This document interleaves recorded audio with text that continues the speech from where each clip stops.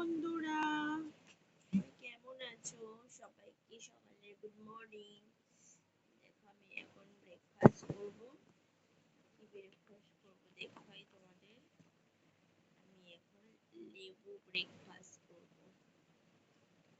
তো আমি এখন লেবু খাবো। ঠিক আছে।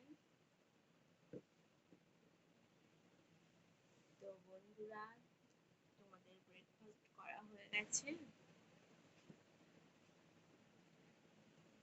আর আমি আজকে দেরি করে উঠলাম, অন্যদিন তাড়াতাড়ি উঠে পড়ি, আজকে একটু লেট হয়ে গেছে।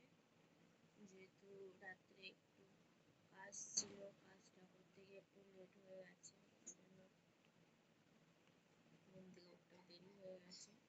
তো এখন উঠলাম, উঠে আমি এখন একটা লেবু খাবো, তারপর কাজ করে রান্না করতে হবে।